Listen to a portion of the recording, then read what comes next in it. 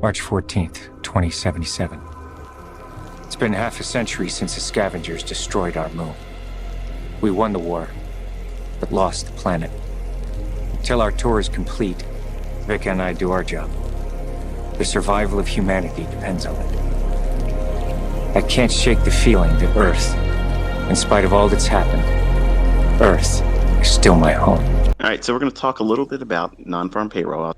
And if you pull up your ESH2023 chart on TradingView, you'll note that it is the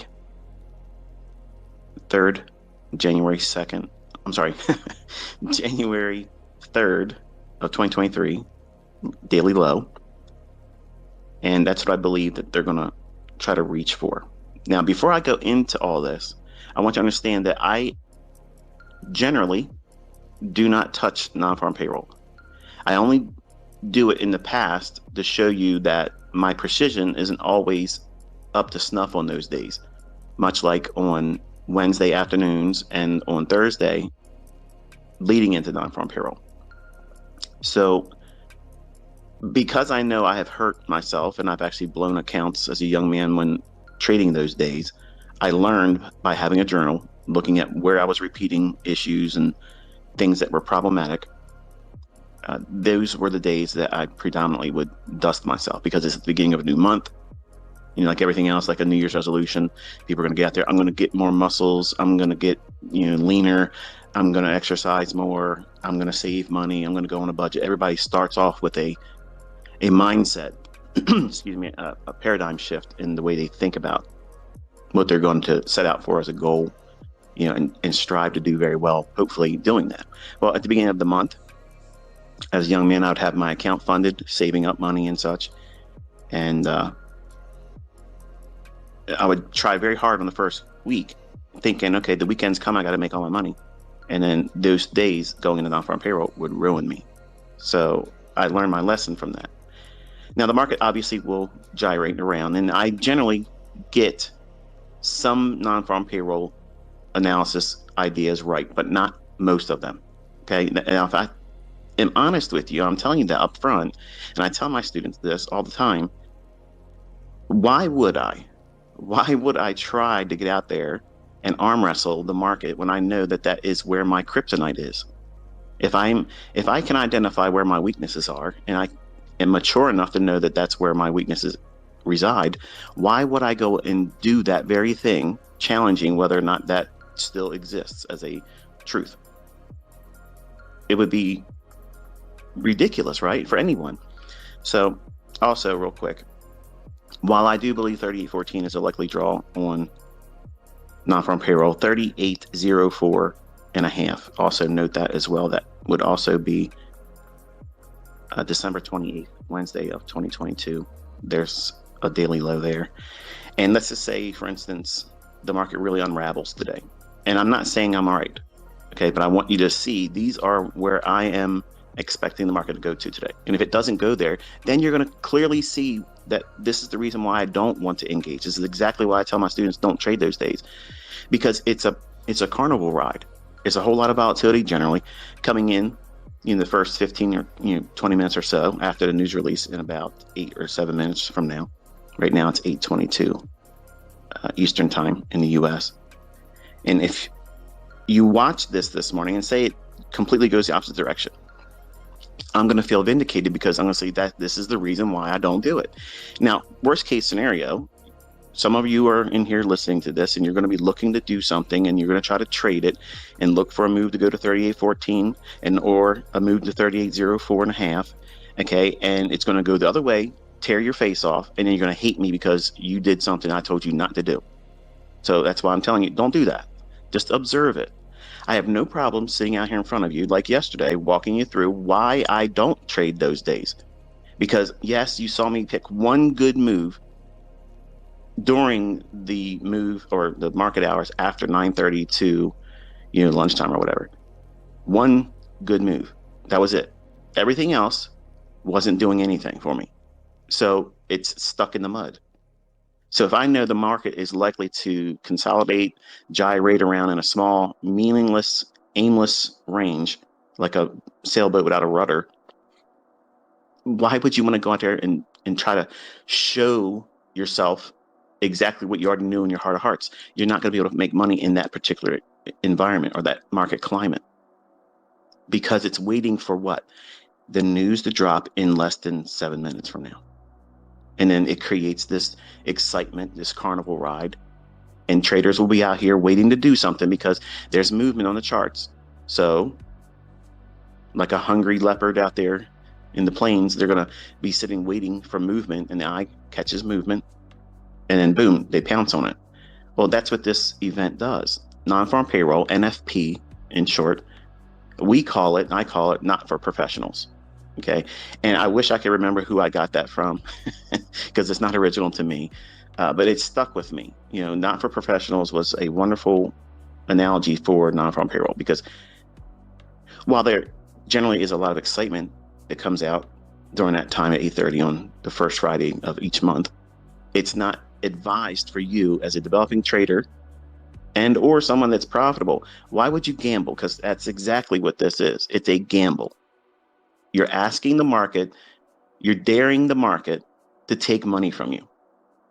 That's what you're doing. You're saying, here's the likelihood of me likely losing, because it's wild, it's volatile.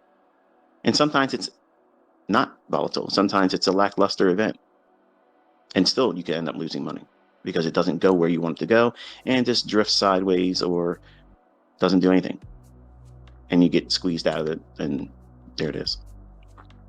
So there's not what it used to be in the 90s and in the 80s. It used to be a pretty consistent outcome to non-farm payroll. And that's why it was a steady draw for people to want to do it. And then as electronic trading became a thing, a lot more volatility came in, which brought in more retail interest. This is the day that everybody makes money. No, that's the day everybody loses money. I'm talking collectively as a retail trader, new startup, someone with less experience. Now, I know you're probably going to list 10 people that you see on Instagram or Facebook that show you after the fact this is what they made with their MT4 accounts. That's forget all that. Okay, we're in the really real world here. I'm ICT, and I'm telling you, I don't know what NFP is going to do. I don't know. So if I don't know, and I don't have a statistical probability that would consistently deliver an edge, why on earth would I trade it? That goes against the whole reason why we are doing anything in these marketplaces, right? We're trying to trade in an environment that is controlling risk and has the opportunity and probabilities for us to succeed. Not a guarantee, because none of this is guaranteed. So in the event that the market was to really unravel, okay, because we're in that daily range, consolidation, trading range, or whatever I mentioned the last time we were on YouTube. Until we leave that, we're going to see really just choppy, aimless market, price action. It's not going to do very much at all. So, and then again, this is the reason why I don't like trading in January. I wait till the first Tuesday of February, let the first month get priced in by everybody else out there trying to do something, with their New Year's resolution. They're going to make money. They're going to quit their job in 90 days. All these things, these unrealistic goals and resolutions as a trader. And they're all going to do what? Converge on a day like today, because they have been trained to see social media influencers tell them, I made this much money. I caught the bag on NFP. And you don't know if those trades are real. You don't know if that's a fake MT4 server. You don't know if that is a account that's even theirs.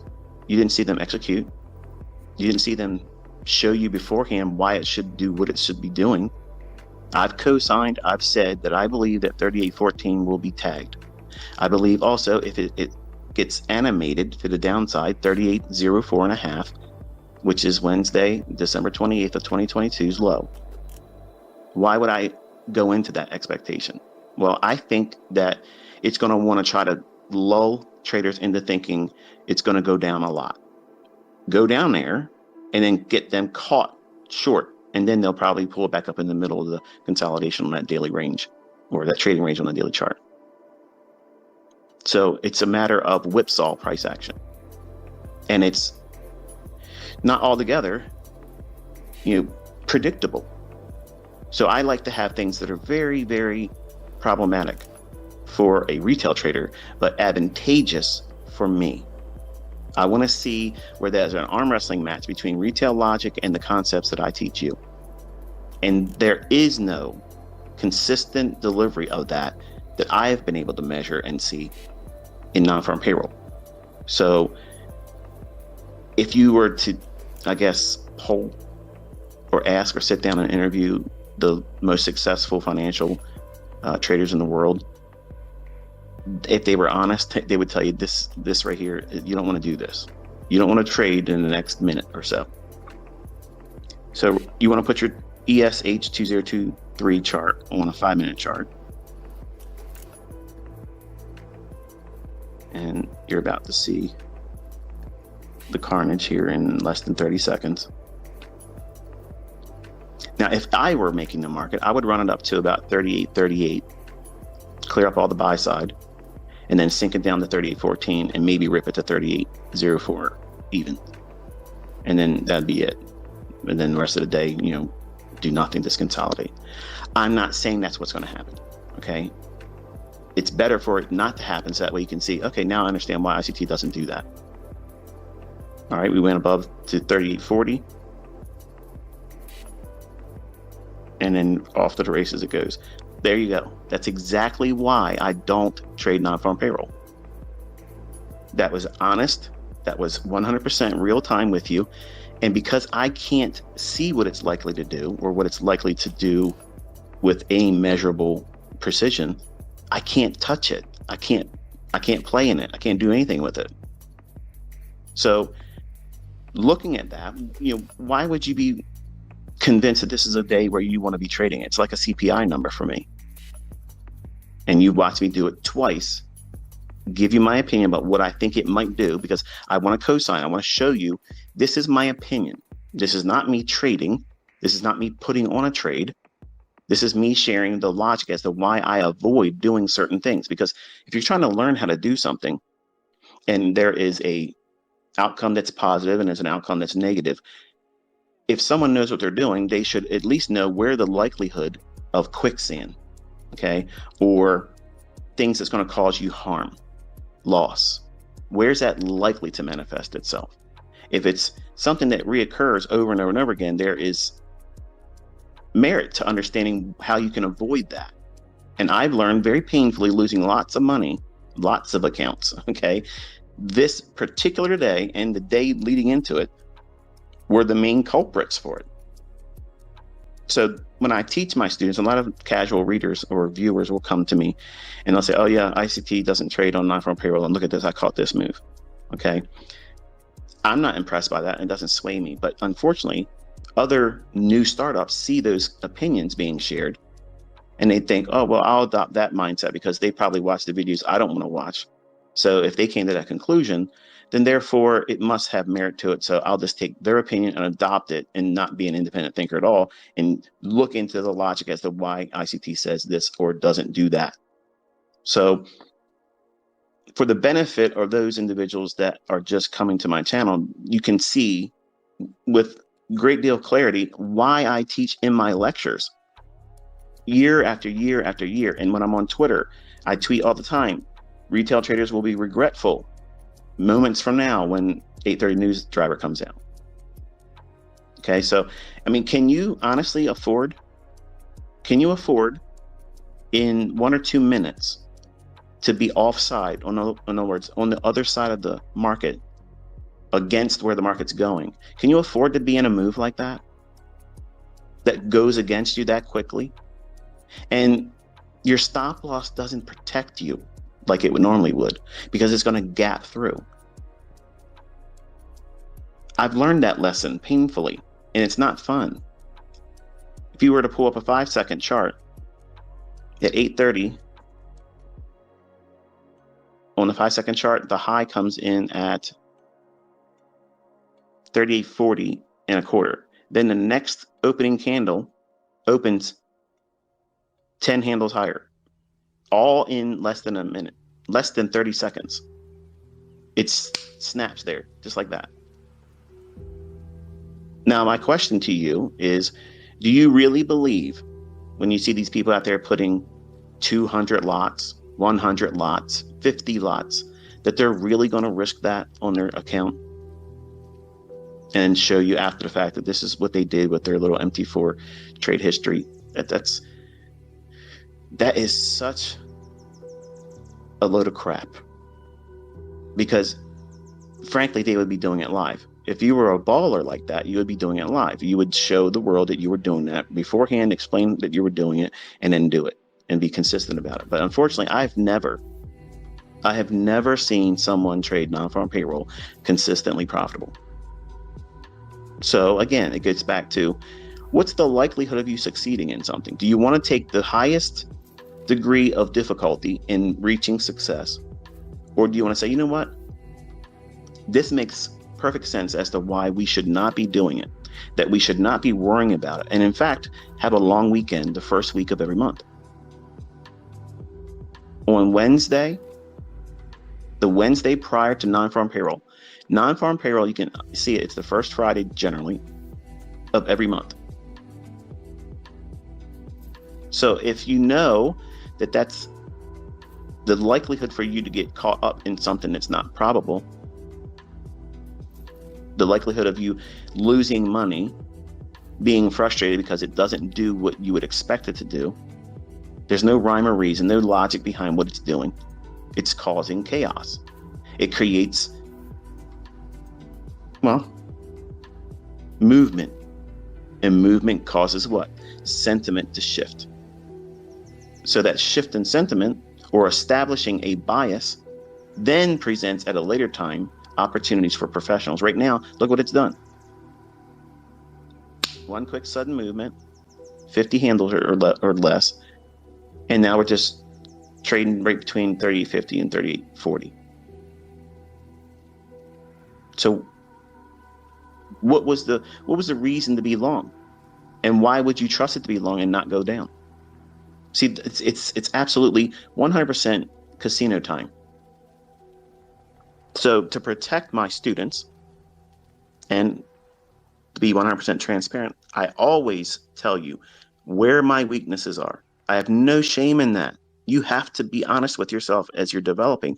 And if you discover where you have a specific weakness, and if you can't correct it, if you can't combat it, if there's no resolution to it, if there's no way of coping with it so that way it doesn't hurt as much, isn't it better for you to take those precautions? I mean, I don't know where you're from and what school of thought you subscribe to, but I believe that this is the hardest business to engage in because there's so much psychology behind it. And if you go into the marketplace expecting it to just lay gold at your feet because you participated, like it's a participation award, that's unfortunately the mindset of this generation. You think just because you open up an account and you watch people's videos and you studied that it should just fall in your lap, and it doesn't work that way, especially on event days like this or CPI. Even people that know how to trade, and I'm not just saying it about myself, there's other traders that know how to trade, even trade outside of what I teach, and they still can't make money trading CPI or non-farm payroll Fridays. They won't be this candid about it because it would mar their image. I don't care about image. I don't care about it, because me being viewed or loved or hated has nothing to do with your bottom line. That's the only thing I care about. Do my students learn properly? Am I providing the information honestly, and that way you can see it? I'm executing based on the logic, and I'm also teaching you exactly when I'm not expecting it to work. It's not that the algorithm's broke. It's not the algorithm stopped working. They're not changing the algorithm. It's just these are days that there's no rhyme or reason for you to be expecting precision. You just can't do it. I can probably list 2 or 3 times where the market went to a target in 30 years that I had predetermined before 8:30 would start. And honestly, I think maybe one of them was made public, and that was it. Now you would think if there was something to this day that I had an advantage over, wouldn't I like to be flexing it and showing you publicly? Because I would. I would. That's my personality. I would do it. Just like I showed the precision and everything else. I caught the big move with a lot of ticks or handles earlier in the week. And that's how I train my students. Look when the moves are going to be logical and where it's likely to form. And when you get it, you stop, you close up shop, and don't worry about the rest of the week. Let the retail people trade this. Let them wreck themselves. Let them get mad. Let them get all worked up in a frenzy. You're on an extended weekend every first week of the month. This is your protocol. This is exactly how I teach my students, okay? You are welcome to trade on Monday. You're welcome to trade on Tuesday. London session, New York session, PM session in the afternoon for stock indices. This goes for Forex and futures. But now here's where the deviants come into the conversation. I like ICT, I like some of his stuff, but I'm going to cherry pick this part and remove it from me because I'm going to be the exception of the rule. Don't do this. Here's where you need to listen. You young folks, okay, especially the men. Do not, listen, do not trade after the morning session in Wednesday. So you're welcome to trade up to 10 o'clock, 11 o'clock if you're doing stock indices. But at 11 o'clock, be done. Don't touch it in the afternoon. You'll regret it. Don't touch it on Thursday. You'll regret it. And certainly don't trade on NonFarm Payroll Fridays. Because chances are you're probably going to be offside, which means you're on the wrong side of the marketplace, and it's going to rip against you. And your stop loss won't be respected. How's that possible, ICT? How I had my stop loss in there. My broker has to get me out at the stop. No, your broker doesn't have to do that. Okay? Because if your stop loss is, for instance, at 38.41 and a half, okay, you're getting filled at 38.50 or higher. That's slippage. Welcome to the real world. Okay? There's no slippage in demo. In paper trading, there's no slippage. And that's why these guys will put that they have 50 contracts on moves like this. And they're not going to tell you what's going to happen before it happens.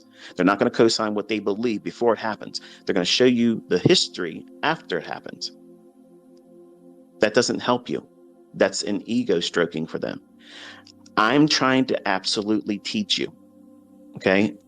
I'm pouring myself out this year. I'm doing everything I can to make you understand why I say the things I say, how I do it, why I don't try to do it on other days. If you want to try to trade like me and learn how to do things that I do with these concepts, it makes sense for you to do what? Subscribe to everything, because every little thing has its place in the way I think about the marketplace. You can't, honestly, in my opinion, you can't come in and just cherry pick certain things that you like me saying.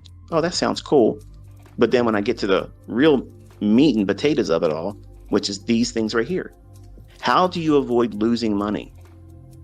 Nobody writes books about that. Nobody does that because it's not exciting. Money management books, they're the least bought books. I've already suggested that Ralph Vince, and Ryan Jones, those two fellas, outside of what I teach about it, which is really just, a simplification, if you will, of what they talk about in their books, because they're very boring. They're expensive. Most people won't want to spend that much money on a money management book. Okay, I understand that. I didn't want to do that either. When I was young, I bought all the books that gave me the indicators because I was looking for the holy grail in the settings. Tell me what the indicators are supposed to be on my chart, what the settings are going to be. And then I'll know how to trade. And that doesn't work. That does not work. Because if it did, nobody would lose money when they first start trading because everybody does what? They put indicators on their chart. And unless you know what price is likely to do, how's it going to behave? That's narrative. Behavior is narrative. How's it likely to do certain things? Why should it do those certain things? And then when it does those certain things, what setups, what patterns, what concepts or conceptual theory would be applicable to finding entry in that narrative or in that behavior? And that's a huge chasm of understanding that 99.999% of educators, authors, and pseudo traders don't tackle because they don't know it. If you really want to teach somebody and communicate something to them, you're going to show them both sides of the coin. You're going to show this is the strengths and the advantages, and this is where the weaknesses are. And here's the advantage of knowing how to discern who's a real mentor, who's someone that's been really doing it or not. They're going to sit down and honestly tell you, this is where you're going to have difficulty. This is where it's going to be problematic for you. And why would they want to do that? Number one, they want you to succeed. I want you to succeed. I want you to be doing well at this. I don't want to see you lose. I don't want to see you suffer. I don't want to see you have monetary loss. That's why I teach in a demo. That's the reason why I show my examples in a demo. I mean, you saw live accounts this year, but last year, but irrelevant. When I show you executions using the techniques and concepts that I teach, I'm doing it in a demo. Because if you see your teacher out here with almost 435 or whatever it is, 1,000 people watching me, I'm still repping paper trading. And you see these young men come in there, oh, it's a paper trade, ha ha ha. Yes, it is. For compliance reasons, and I'm not a licensed trade advisor. I'm teaching you things that I believe are going to repeat in the future. That's my opinion. I want you to challenge that opinion. As a viewer, I want you to go into your charts and see if the things I'm teaching you are really happening. Is it an advantage? And don't go into it for a weekend or a month and say, okay, I watched some videos, I scribbled a couple catchphrases that he likes to say, and say I took notes and I did the work. That's not the work. The work was like yesterday, where I'm showing you where things will look like a setup.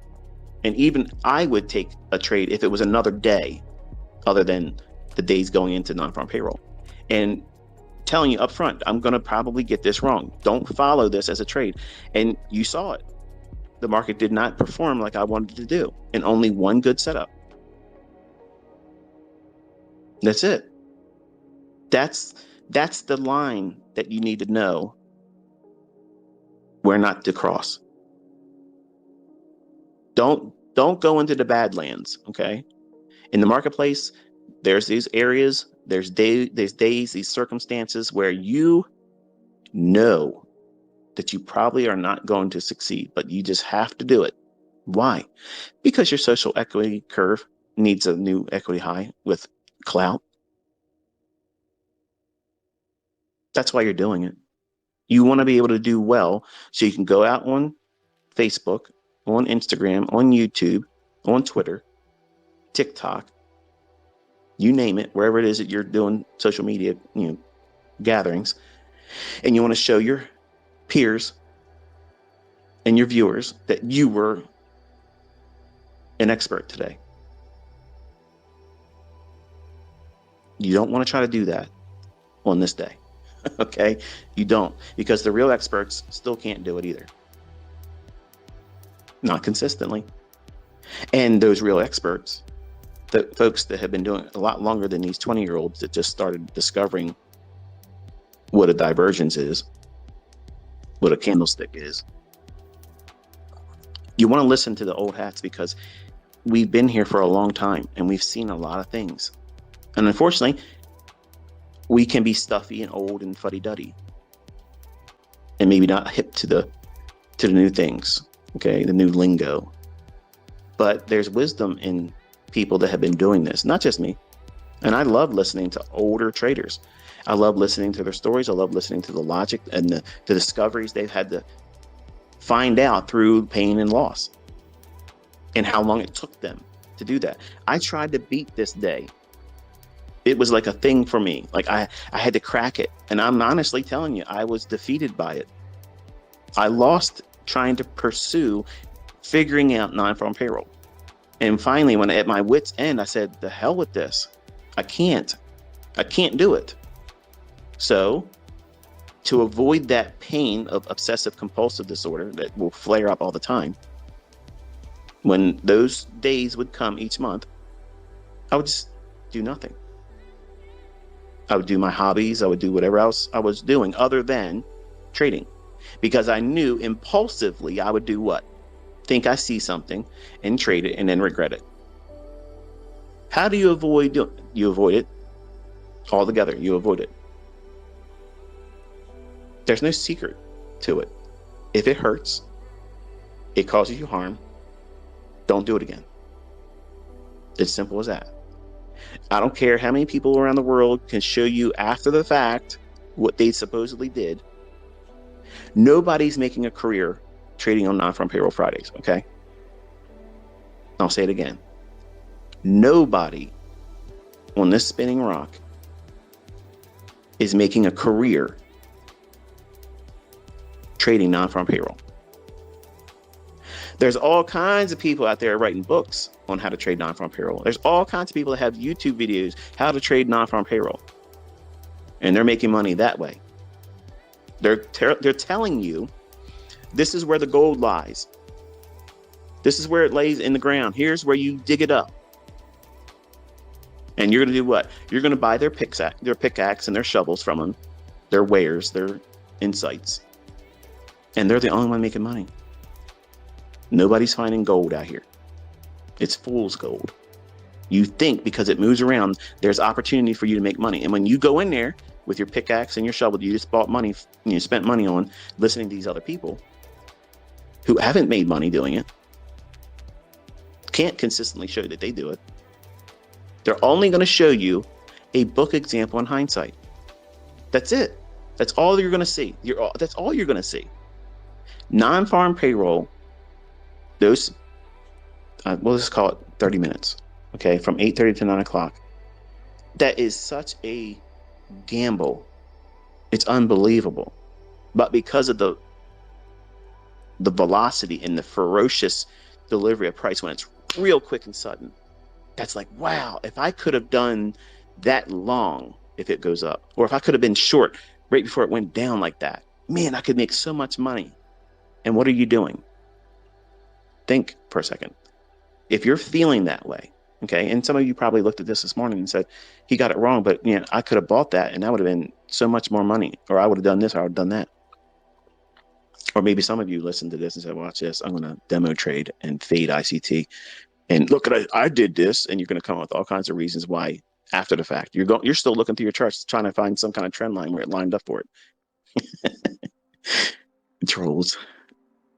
But you're not going to be consistently able to follow this and make money. But why are you trying to push your career into one small day, one small micro fluctuation? I don't care how big non-farm payroll ever is, or ever has been, or ever will be in one event. That does not convince me that that's the only thing I need to worry about for my career.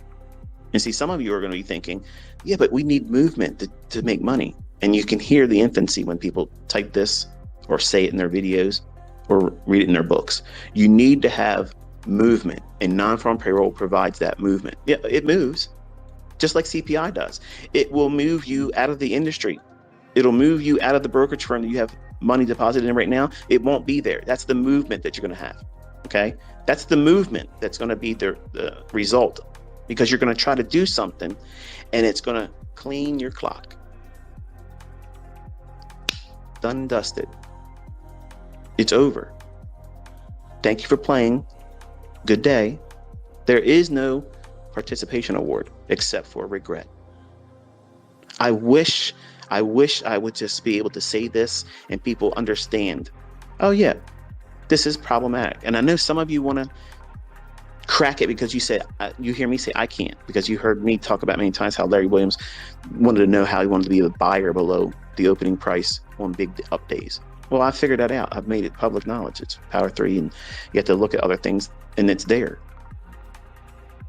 But I failed at non-farm payroll.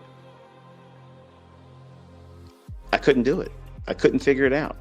And I spent decades doing it, trying to study and trying to optimize certain things to make it, where it would work. Nope. The only thing that becomes is form fitting, because it's a random event. You have no idea. You have no idea what the market's going to do. On this day here, let me rephrase that. FOMC, when rate announcements come out, not so much the minutes. When the FOMC minutes, that's like a little nuisance type move. Okay, that's not the same thing as a rate announcement by FOMC. Okay, so when the Fed comes out, that event is 2 stages. Whenever there's a rate announcement being released at 2 o'clock in the afternoon in New York session, okay, there is 2 moves that take place. The first one's the fake one, and then the real move is the other direction. And I've taught that already. The FOMC minutes just create a small little aberration, and boom, it's a short little fizzle, and it's done. CPI is a bullet to your forehead. Okay, you have no opportunity. It's Russian roulette in a gun that has 6 chambers, and there's only 1 empty chamber. That's CPI. That's trading with CPI. You want to spin that chamber, click it, and put it to your forehead, and you think that you're going to do well with that? That's why I don't do it. That's why I don't touch it. So those events, those are the very things in NonFarm Payroll I don't have an advantage in. I absolutely cannot know with a surety on those high impact news drivers, CPI, rate announcements by the Fed, or any other country when they're doing their interest rates. Like if you're trading currencies in the Eurozone, country comes out and says, oh, well, we're going to do this with our interest rates. Or Japan comes out and says, we're going to do something with our interest rate as well. You don't know what's going to happen. And what I mean by that, oh, yes, you can, ICT. You can follow the fundamentals, and the fundamentals tell you all about it. Okay, go in there and trade intraday based on your fundamentals on a day like this. It'll give you another orifice with something packed in it. You don't want to do that with these days. These are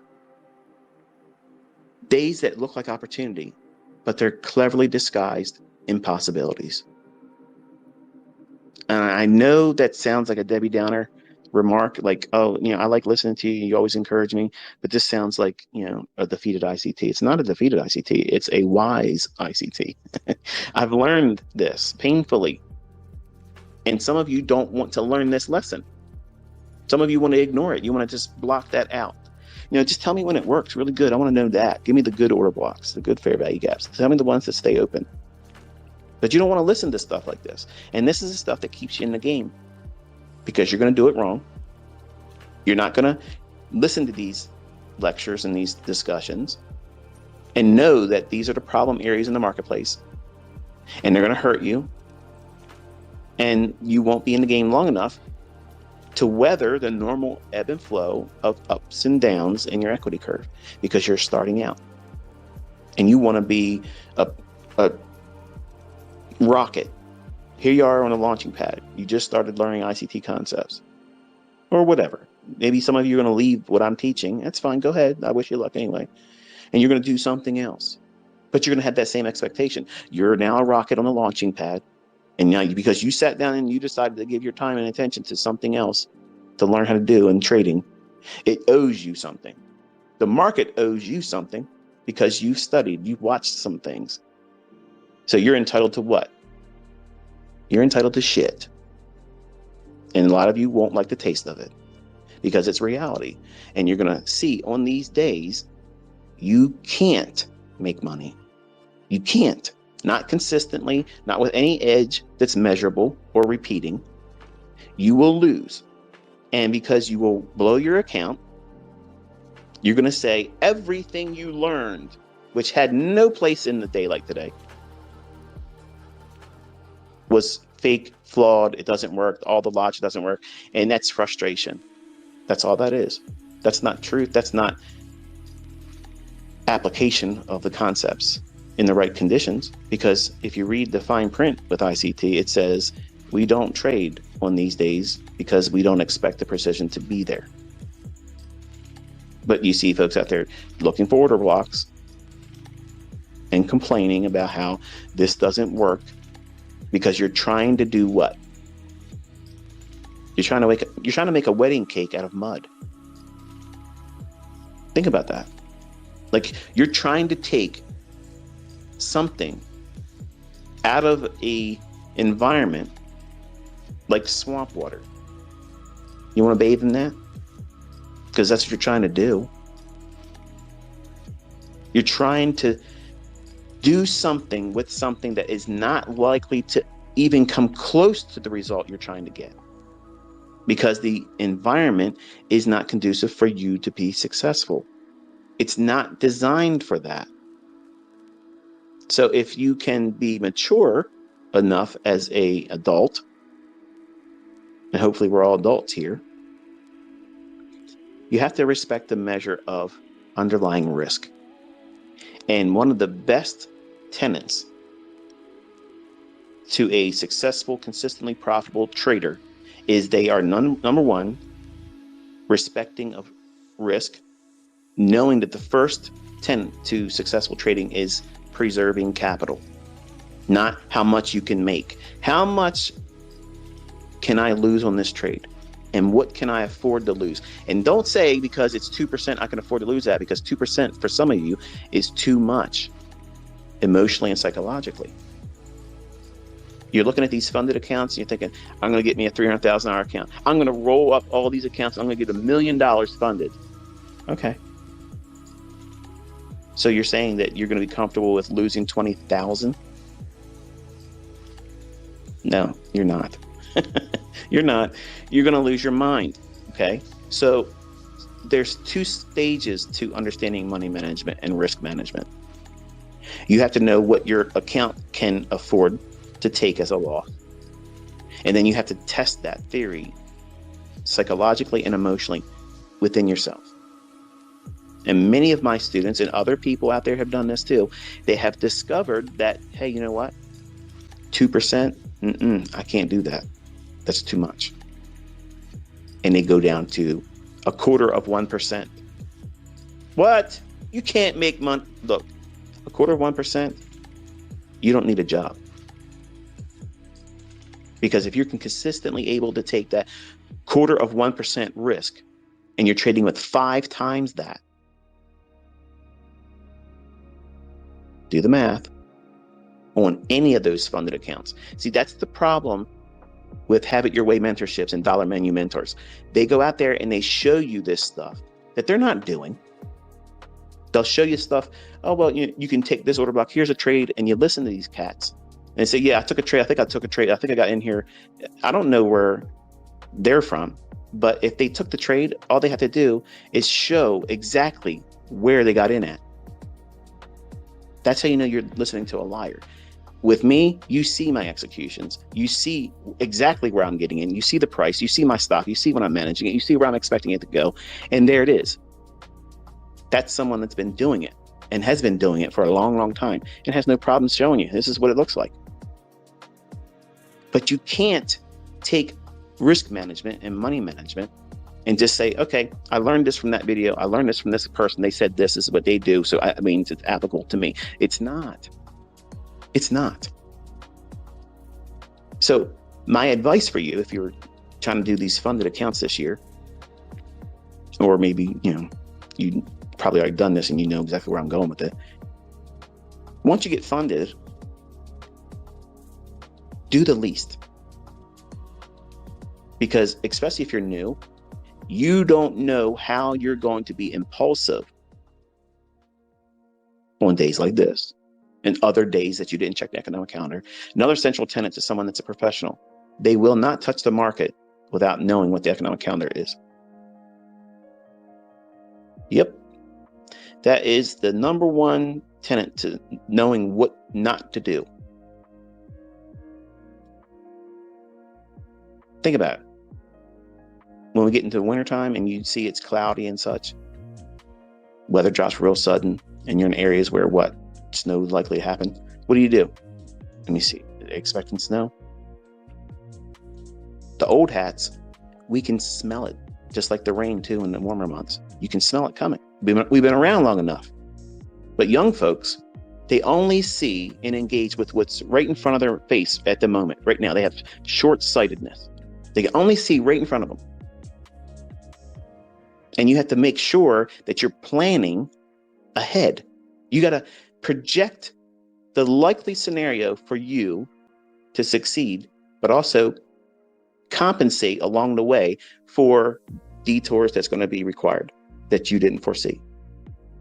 And some of those are going to be uncomfortable because you want to be like your teachers, your heroes. You want to do exactly what they did. And I'm telling you, you're not going to be able to do what I'm doing because you don't know what's going on in my brain at the time when I'm looking at price. None of my students can replicate what I'm doing. They can trade with my concepts and be profitable, but they can't do exactly what you see me doing at the moment I'm doing it, exactly why I'm doing it. Why am I taking a partial at that price? Why did I wait for this to do that? See, you can just read it in the comment sections of the Twitter and or on the videos. How did he know? And some of these people are students with me for a long time. And they know my stuff. But because I know what I'm trying to capture in the marketplace, and it might evolve as the market starts moving, I'm thinking, okay, I didn't expect that to present another opportunity to go more time in. So now I'll add more to it there when I didn't expect to see it when the trade first started. So you're not going to know what's inside my internal dialogue that's going on constantly. And all that's changing and evolving every time a 1 minute candle's painting. And that's one of the things you're going to discover in February when we start doing live sessions.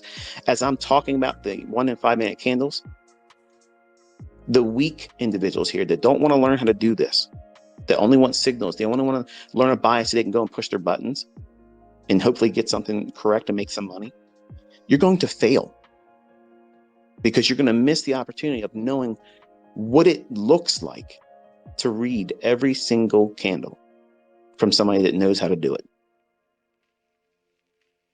And when to not expect it to work, because you have to know, where is it likely that you're going to have your face torn off? You're going to lose a limb, blow an account, get mad because you did something silly and it was a small loss, and you go back and try to get it back, and that becomes another loss. And then you do what? You push and you push and you push until you don't have your account anymore. All of that is absolutely avoidable. How's it avoidable? By knowing what I'm talking about right here. I'm telling you, these are the very days that starts that whole loser cycle where you get your account taken from you if you're funded, or you blow it. If it's real, yours, your funds, your money, it's gone because you lost it. You pissed it away doing stupid stuff. Not sticking to number one rule. Preserve capital. How do you preserve capital? Know where it's likely to cause you loss. If there is no advantage, if there is no odds in your favor, it's one-sided, like so overly in your favor to do well. And some of you are so new, you don't know what that means. That's what I classify as a low resistance liquidity run. You can't frame that on days like this. 30 years, and I've only had a handful of opportunities where it panned out for me. I was correct. Honestly, I've really considered writing 5 books. The 5th book is everything not to do in trading. Nobody's buying that book. I mean, they probably will because of more of a curiosity and my name's attached to it. But think about it. You wouldn't likely see that as a New York's bestseller. But I wish I had this. Before I opened up my first account with Fox Investments as a trader in 1992, I wish I would have known these things.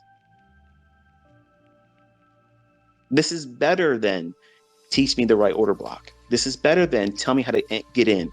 Teach me how to keep, not keep, but how to know when a fair value gap or an imbalance stays open.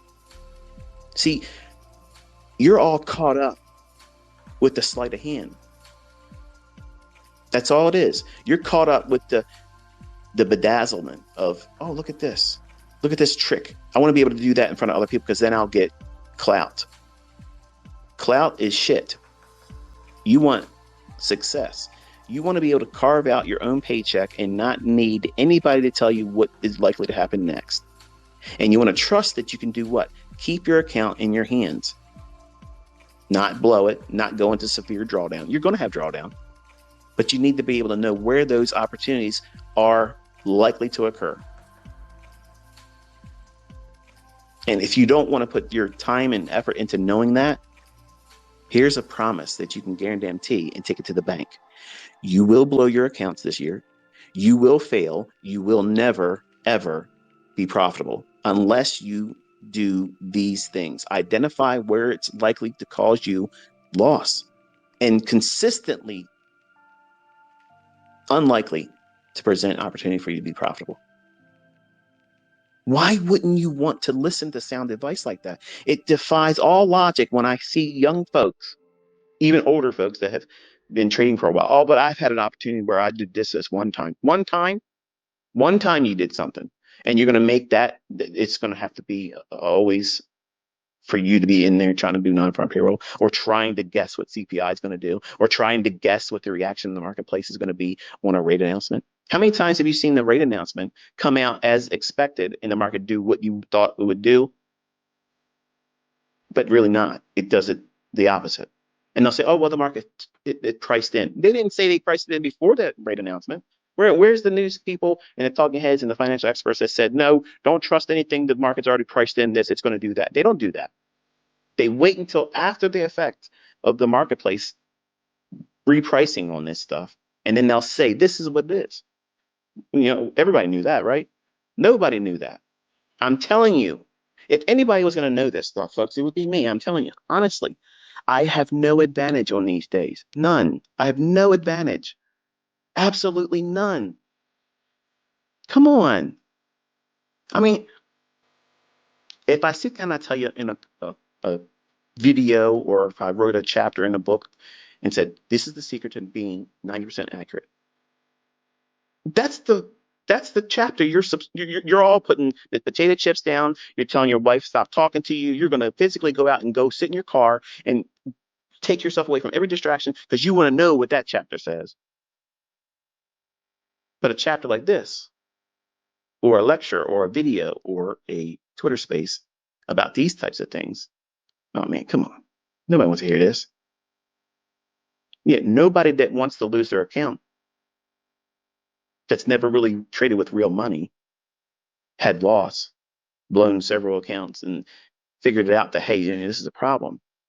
Because you can have all the resolutions in the world. You can write down a goal for yourself for this year, all you want. You can be encouraged by everything else I'm saying. And you can learn some really good stuff this year. And it all works. But guess what? You're going to lose your ass when you don't know this. Because this right here is what takes everybody out. Not knowing what's going to hurt them. You can't just keep pushing and pushing for the purpose of just trying to make money and not identify the necessity for a shield. You're going out there with your spear, you're going out there with your sword, okay? You have to have some kind of protection, your shield. What is that? Wisdom and money management. You have to have wisdom before you can even implement money management. So what's the purpose of the money management? You have to know, where is it likely for me to fail? And some of you, especially young men, want to ignore that because you view that as weakness as a young man, that's somehow attacking your manhood, your masculinity, your identity. No, identifying weaknesses and knowing how to navigate them, that's strength. That's maturity. That is mastery. I mean, if you want to dabble, like going to a casino and playing the one-armed bandits, and you want to treat trading like that, by all means, be my guest. I don't want students that think that way. I want them to understand This is an area in time where probabilities are so shifted against me, I have no business going in there regardless of what I see in the chart, period. End of story. It's done. It's not up for discussion. It's not up for debate. It's what it is. It's the gospel. Live by it. But that's not exciting. That doesn't make me stand out in the crowd on social media. You're damn right it doesn't. And that's exactly what you're supposed to be doing. Because everybody else out there on social media that's trying really hard to be something they're not, they're floundering this year already. They're floundering, failing, falling on their face. All this supposed they have the highest technology of this and that and everything. And no, they can't be profitable. They're falling on their face. Their things don't work because they don't know this rule either. The markets are algorithmic. And if I can't find a plug-in for when the algorithm is likely to do certain things on certain days, guess what? There's no advantage there. You're going to get chopped up, grounded down to bits. And in those instances, human nature being what that is, you're going to do what? I didn't do it hard enough. I didn't trade hard enough. I didn't trust it. I didn't trust my edge. I didn't trust my system. I got to keep going back in. I got to keep pushing the button. I got to keep going and taking my signals. I got to take my signal the next time, even though this is a loss. The book says, the guy on Twitter says, I got 20 years trading experience. I used to be with a prop firm. I ain't never really shown anybody a real track record. I haven't really been able to call markets beforehand. But I'm going to tell you that you got to keep pushing your edge, and then you blow your account.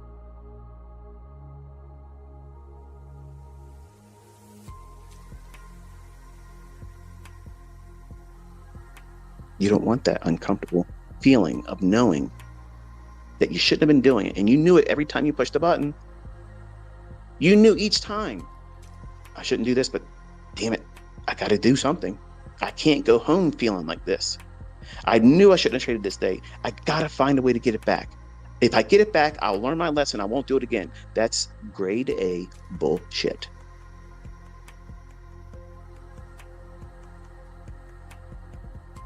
Folks, this is the books that you want.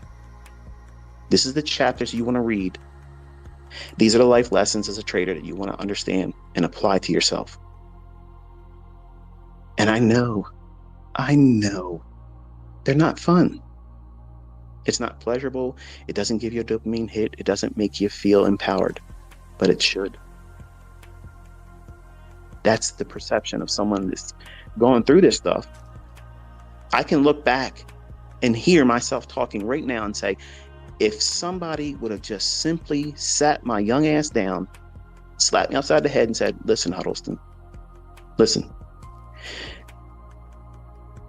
you are not going to be successful because you're not paying attention to this.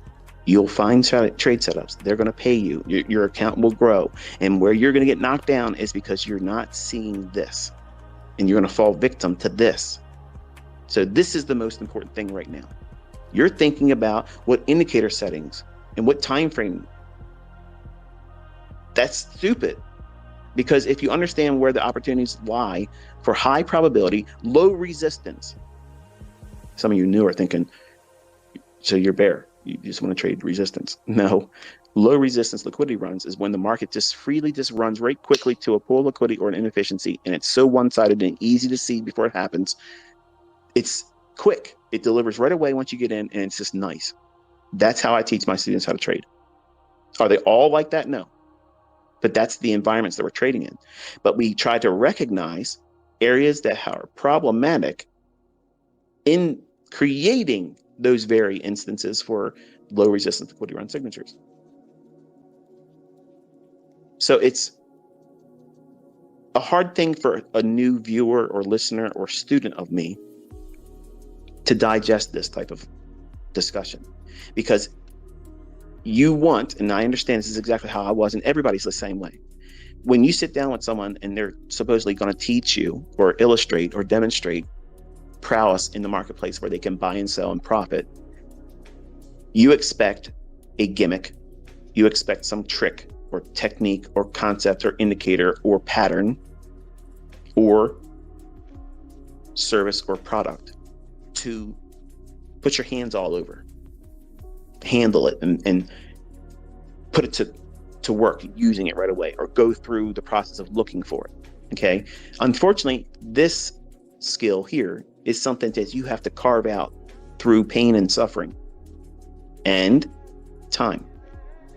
It's expensive. This lesson is very expensive because you won't learn to appreciate it until you have been doing it for years. And you're going to look back in your journal and say, yeah, I can see clearly if I would have been trading on these days, which I'm telling you not to try to trade on, you would have lost your ass. And you can smile in comfort knowing that you did not suffer that because of your maturity and your wisdom and discipline. Something that this generation is lacking. You get on social media, you say whatever you want to say, carry on the way you want to carry on, and think there's no consequences to that. And you think with that mindset, you're just going to go out here in these markets and you're just going to kill it and make all kinds of money. And it's going to be a cakewalk for you. And then when you have your first losing trade that goes into a series of losing trades, now you're in drawdown. You're going to find out how fragile you really are because you're going to do dumb shit. You're going to make stupid decisions. You're going to chase losses and parlay up to larger losses, thinking that you're going to get it back. And you keep digging the hole deeper.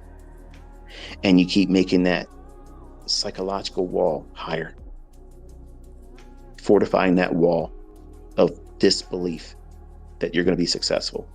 And all of this compounds into what? Toxic thinking, losing trader, failed trader. And all of that is easily avoided. But it starts with discomfort. It starts by abstaining from these specific days in the marketplace. You all want to have a happy ending experience on these big movements. You don't. You want to be in a long-term relationship with the market. But the market's a cruel lover, and it does not like one-night stands. You need to be able to stay and have a Viagra effect. And the only way you have a Viagra effect in trading in your equity is avoiding too quick.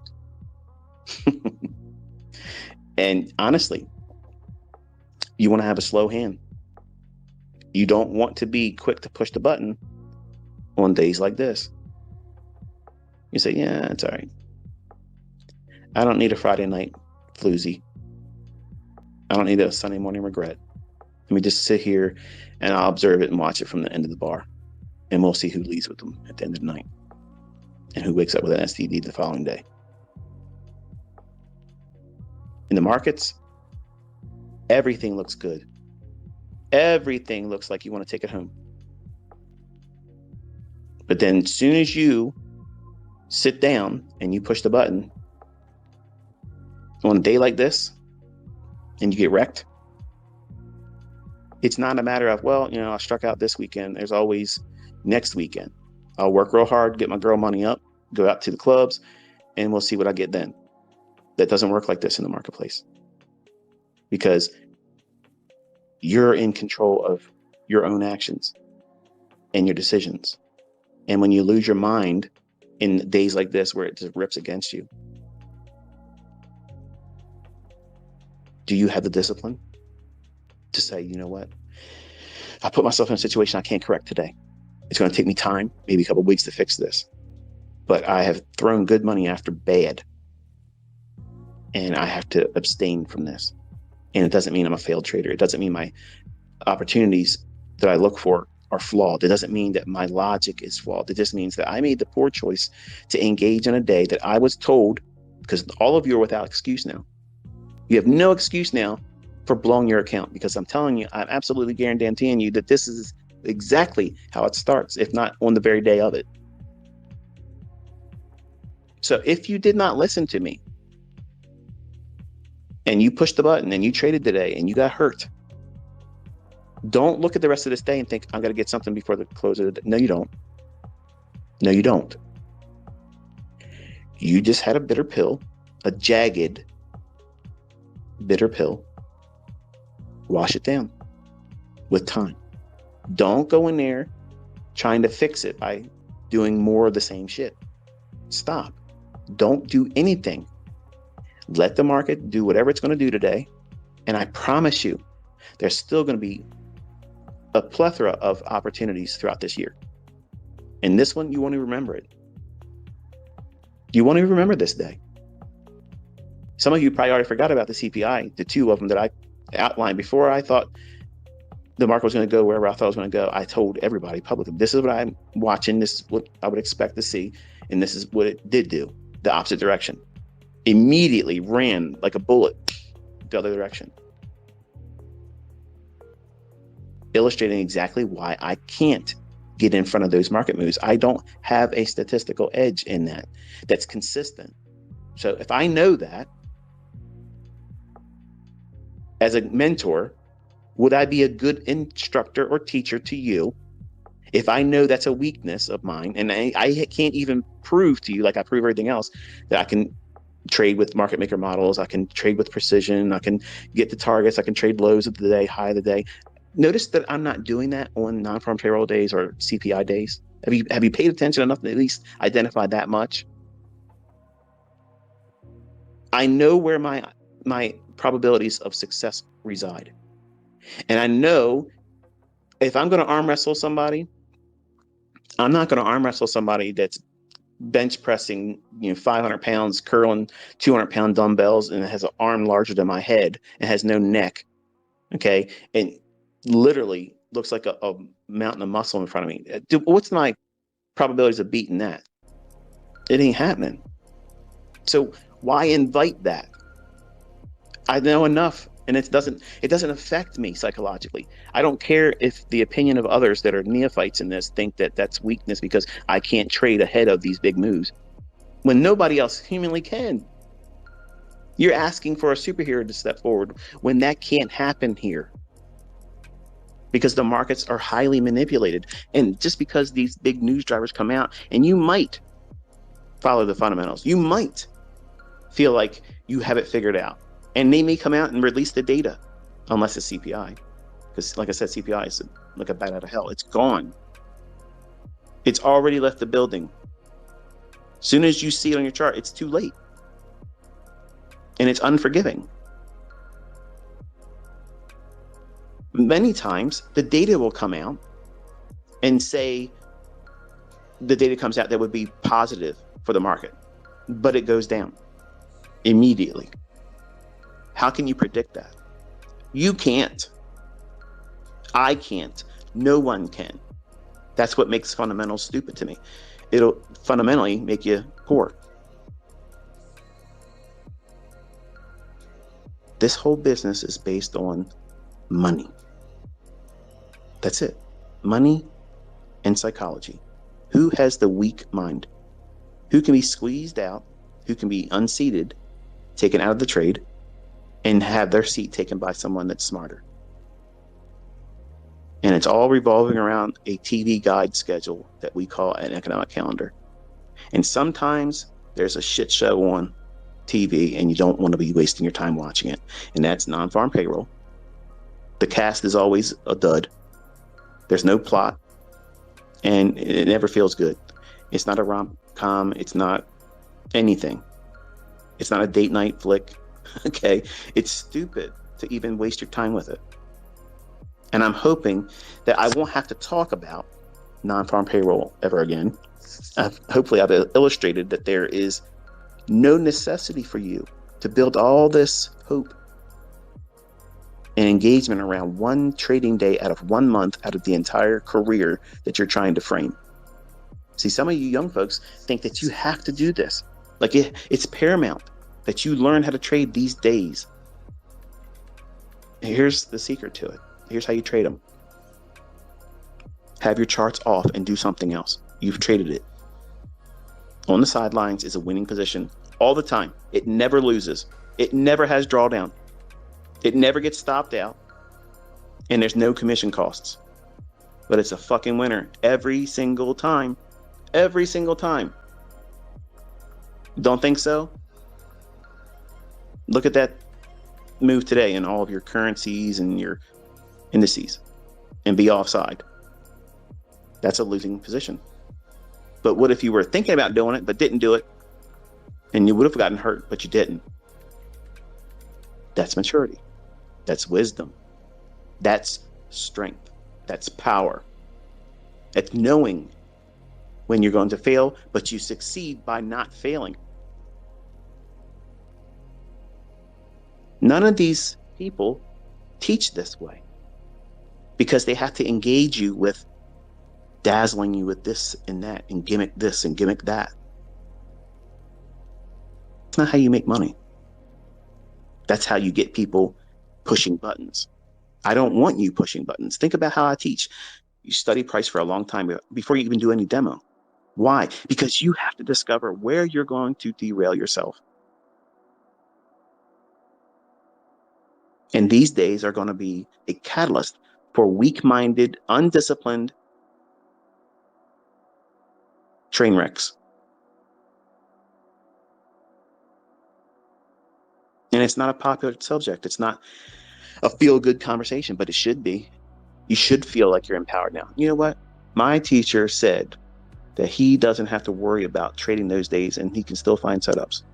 And yes, these are days where it's a gamble. So I'm not going to put that pressure on me to try to trade and expect precision on these days when it's not possible. How wonderful and how liberating is that? That's this one extra thing that you don't have to contend with and worry about and obsessively, compulsively fear. But everybody else is going to try to crack the code on these days. They want to be the ones that figured it out. Hey, if someone can figure it out, consistently do it, I'd be their student. I ain't got no shame in that. That's something that I couldn't do. But I'm going to tell you right now, it's never going to happen. It's never going to happen. And how can I know that in confidence? Because the hand behind this market and the things that make this world spin, they're always going to be in control. They're going to manipulate. And when there's enough money to be taken on one side of the marketplace, that's where it's going. That's it. Wherever the most money is, that's the path of least resistance. That's how your mindset should be going forward, because that's how the hand operates. So hopefully you found this one insightful. Hopefully I was able to more or less nail down why it is that I don't trade non-farm payroll. And you can apply this to CPI. You can also apply it to ahead of FOMC rate announcements. Like, I don't have a position on ahead of FOMC rate announcements. Now, listen to this, folks, only after CPI has hit the market and created its craziness, then I'll look to trade maybe 30 minutes after the news driver hits. So 30 minutes after CPI, then yeah, you can trade that. Later in the day, in the PM session, if it's still something that's of interest, you can study non-farm payroll in the afternoon session. But generally it's going into the weekend. Nobody's really caring about it more, and usually the volatility is very light. So that's why I don't touch it. FOMC rate announcements, when the first move happens, I'm trying to get a feel for what it should do. But when it does whatever it's going to do, then I know at 2:30 that's the other direction. Not all the time, but you're going to see about 80% of the time, that's usually what FOMC does. The first move is a Judas. And sometimes it's even wrong based on what it's wrong, but I'm wrong in my expectation of what it's likely to do. But it's okay, because I'm waiting for that penny to drop. Once the market does what it's going to do based on that initial rate announcement hitting the marketplace, then I know I'm going to try to do the opposite direction, because there's so much money already in there based on what's been priced in. Stops. Liquidity. And that's what the 2:30 run goes right to and tears their face off. That's how I trade on FOMC rate announcement days, after the fact. I don't trade in the morning session, because chances are, if I do something wrong there, human psychology means that I have to do what? I got to get it back. So I teach my students not to do that too, because you don't want to go into FOMC in the afternoon after 2:30 when the real move takes place with drawdown, because you're going to be enticed to do what? More than you should. And you're going to be emotionally attached to the trade because you have something that you've lost. So you don't want to do that. And that's it for today. Hopefully you found it helpful. Hopefully I've answered some questions in regards to what it is I teach and why I teach the way I teach about it. And you don't need these days to do well. I promise. Until next time, be safe.